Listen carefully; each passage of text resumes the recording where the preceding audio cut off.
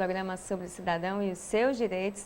Lembrando que você pode aí participar através das nossas redes sociais, no nosso Facebook, Programa Cidadania, pelo Twitter, @cidadania_TVC, e pelo nosso telefone aí do WhatsApp que está passando na telinha.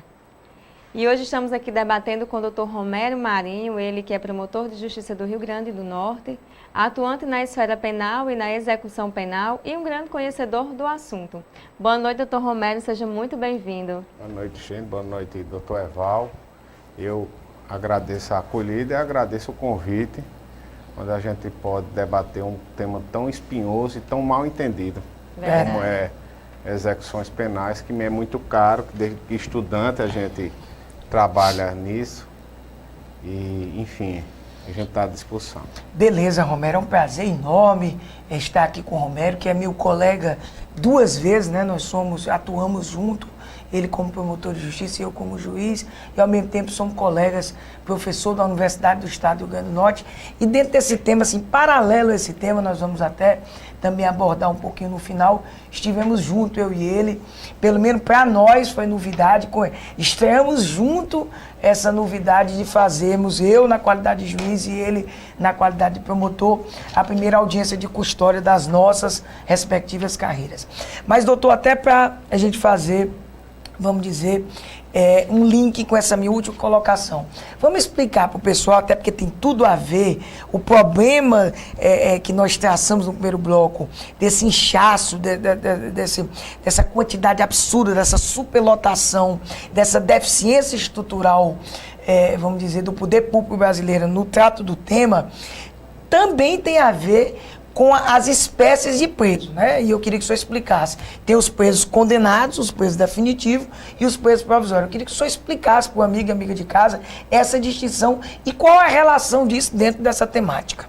Olha, veja bem, realmente é muito preocupante esse aumento da população carcerária, mas tem uma maneira de explicar, não foi por acaso. Na década de 90, nós tivemos uma opção legislativa de um movimento chamado Lei e Ordem, que endureceu as regras. Então, achou que o problema da criminalidade se resolvia através de penas privativas de liberdade. Saber que não existe só penas privativas de liberdade, existem penas restritivas de direitos, são as chamadas penas alternativas, né? E tem as restritivas de liberdade. Então, na década de 90 foi marcado por leis duríssimas que optou por encarcerar, manter preso as pessoas. Então, nós tivemos aí pessoas condenadas, cumprindo pena, e a população carcerária aumentando numa progressão muito maior do que a população brasileira. Então significa aí que a gente está andando mais com a população carcerária do que a brasileira. Nós temos 2 tipos de estabelecimento, respondendo a pergunta, que é basicamente, temos mais tipos de estabelecimento, mas temos basicamente aqui em Mossoró, pelo menos, a cadeia pública, que é para presos provisórios, ou seja, presos que não tiveram ainda sua sentença condenatória, ainda não foram julgados, e temos presos já julgados, que teve sua sentença condenatória e está cumprindo seu tempo lá dentro. Tá certo? Nós temos dois estabelecimentos aqui e um é um complexo, que é o Mário Negócio. Por que é complexo? Porque lá tem vários tipos de regime carcerário. Nosso sistema carcerário, ele vai progressivamente concedendo a liberdade para ver se aquela pessoa encarcerada consegue se reintegrar à sociedade. Então nós temos o fechado, o semiaberto, só não temos o aberto, né? No Rio Grande do Norte a gente só tem um estabelecimento em Parnamirim aberto, mas nós temos essa carência de regime aberto no Rio Grande do Norte, de modo geral. Ou seja, né, além dos problemas normais, reais, dentro, vamos dizer, dessa acomodação que deveria haver, um dos sistemas sequer existe. E, na realidade, o doutor Romero fez aqui um perfil do Estado do Rio Grande do Norte, essa situação, ela praticamente acontece em todo o Brasil. São raros os estados que têm, por exemplo, esse sistema aberto. Não é isso, Gina? Doutor Romero, aproveitando até que o senhor já falou um pouco, eu gostaria que o senhor diferenciasse a cadeia pública de um presídio. Por que há necessidade de haver essa diferenciação dos estabelecimentos? Veja bem, nós temos a presunção de inocência.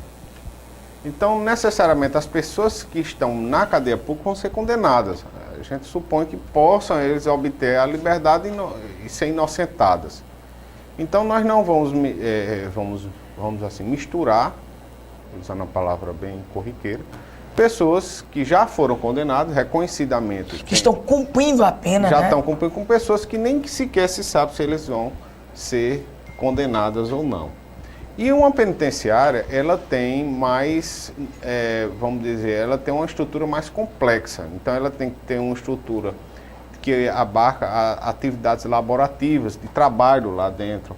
Ela tem que, a questão da visitação, amamentação, no caso de presas femininas. Agora nós temos uma ala só para pessoas LGBT. Então, a penitenciária, ela se torna um local onde vai se desenvolver atividades bem mais complexas do que a cadeia. E a cadeia, ela tem uma questão mais da rapidez. Momentânea, né? É momentânea, vamos dizer, é enquanto dura o processo. E se o processo durar muito, vai ser liberado por excesso de prazo. Então, ela não tem esse nível de complexidade como a penitenciária. Doutor, muito se fala em penas alternativas hoje. O senhor muito bem começou, para mim foi muito... O senhor foi na origem do problema, vamos dizer, do problema que envolve até o judiciário diretamente, que foi esse endurecimento no início da década de 90. Que nós tivemos um aumento exagerado da própria legislação e essa, vamos dizer, essa necessidade de responder ao delito com a pena privativa de liberdade. E parece que hoje nós estamos, vamos dizer, não é na contramão, porque eu não estou dizendo que estava certo no início e nem que está certo hoje. Mas hoje nós estamos falando muito do contrário, em penas alternativas. Nós estamos falando muito em medidas despenalizadoras. E outros termos que, no nosso sentido, eu lhe pergunto, será que essa, vamos dizer, essa nova política, ela é uma política que se apresenta como uma política eficiente ou é uma medida que está sendo feita tão somente para desafogar o patente e falido sistema prisional brasileiro? Na realidade, a gente não vê claramente uma política. Nós vemos, assim, factoides como audiências de custódia. Com todo respeito ao STF, a gente não vê nenhuma efetividade nisso. A gente vai lá, verifica, coisa que documentalmente isso poderia se resolver. Aí se bota uma grande esperança que vai desafogar, como se o problema fosse do Poder Judiciário e do Ministério Público. O problema é da legislação e a falta de investimento no setor. E também temos outros factores que dizem assim, olha, vamos a redução da maioridade penal, mas ninguém para pensar de que a população carcerária, que está com restrição de liberdade entre 16 e 18 anos, vai para esse sistema falido. Então, se cria fatos, mas não se adota uma política clara. Uma política, olha, nós vamos fazer isso, nós vamos fazer aquilo. Na realidade, é um setor muito fácil de você abandonar. Por quê? Porque ninguém quer ver investimentos claros e maciços em preso. Verdade. Eles querem ver o quê? Que o preso... Se quer, vota, né, Romero? Ele quer ver o preso amargar eternamente aquele mal que ele cometeu à sociedade. Falando como técnico, eu não estou falando como vítima. Então, estou falando como técnico. Então, a gente não pode pensar assim, nós não temos penas perpétuas. Então, se a gente pega aquela pessoa, subtrai a liberdade da pessoa por um erro, de maneira correta, brutaliza e devolve, que tipo de pessoa vai para a sociedade?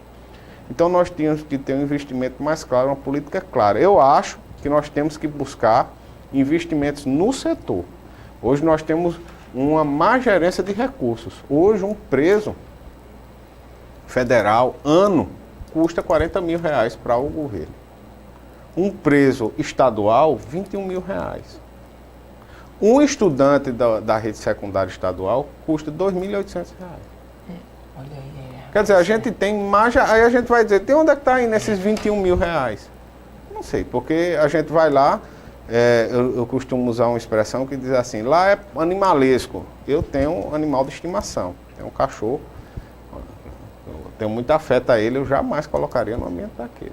Então, ali fere toda a dignidade da pessoa humana ali. Então, o Estado brasileiro tem como fundamento a dignidade e promove o desrespeito no setor carcerário sistematicamente. Este governo e os governos anteriores. Apesar da decretação, no começo do ano passado, do estado de calamidade, que nada se fez de concreto. Tanto é verdade, antes da Sheila fazer a próxima pergunta, que coincidentemente, né, foi uma coincidência, nós já havíamos combinado com o Dr. Romero Marinho, que tem uma agenda atribuladíssima, para que ele estreasse o programa Cidadania com esse tema. E na semana que nós estamos reestreando, com a presença dele, nós tivemos a maior fuga da história do sistema carcerário potiguar, acontecida terça-feira, onde, com todo respeito a quem pensa contrário, evidentemente, nós podemos discutir um pouco aqui, demonstra a total inexistência, como o Romero colocou, de qualquer tipo de política. Não se pode dizer nada, porque realmente a maneira com que esse presídio foi construído, pelo amor de Deus, a facilidade com que esses presos fugiram, eu quero ver e fico me questionando. Cadê que você vê em um dos 4 presídios federal e no 5º que está sendo construído uma fuga nem perto, não se tem nem notícia de fuga. Olha a diferença de um presídio estadual para um presídio federal. E são presos, né? Não importa aí o grau de periculosidade do crime que cometeram, mas são presos e são de responsabilidade do Estado. Mas, doutor Romero, em linhas gerais, quais os direitos da pessoa do preso? Basicamente, com relação ao que nós já falamos aqui, né? Já falamos que é direito à vida, direito à saúde, dentre outros desses direitos constitucionais. Quais outros direitos básicos que assistem a pessoa presa? Xênio, veja bem, o direito ao preso são todos menos a liberdade. Todos menos. Então, Gostei, resumiu bem, né? São todos menos a liberdade. Então, ele tem direito à saúde, à visita à família, à previdência, se ele já estiver no integrado ao regime previdenciário. Então, se ele já trabalhar, por um acaso for preso, é que ele tem. Só 10% da população carcerária tem direito ao auxílio de reclusão. Se alarde aí, parece que todo ser preso já resolve. É até bom o senhor esclarecer essa questão do auxílio de reclusão, porque causa muita confusão. Foi preso, a pessoa presa ganha. Não, só quem já estiver trabalhando, carteira assinada dentro da Previdência que pode. Então são todos os direitos, como todo cidadão, exceto o da liberdade. Então ele não vai ter. Não. Então ele tiver uma família, ele vai ter contato com a família dentro de uma limitação de segurança, logicamente. Se ele tiver a vontade de continuar estudando, vai continuar estudando lá dentro do que se oferece. É para ter, né? É para ter. É para ter o direito ao trabalho também.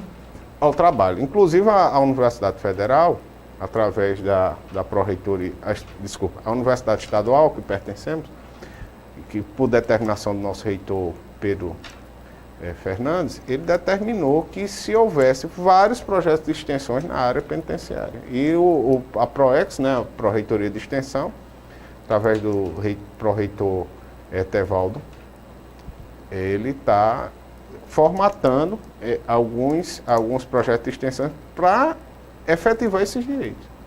Então, o direito a acesso à educação, uma série de projetos de extensões. O grande problema que bate é nos recursos. Com certeza.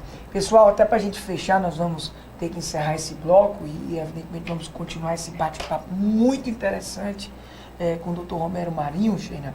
Eu queria só, até mesmo para fechar o raciocínio, destacar que na lei, que é a Lei 7.209, que é chamada Lei de Execução Penal, como o Dr. Romero foi muito preciso no final, é uma beleza. Todos os direitos lá, eu acho que é uma das leis mais perfeitas do ordenamento jurídico brasileiro. É impressionante. Prática, né? Ela é elogiada no mundo inteiro.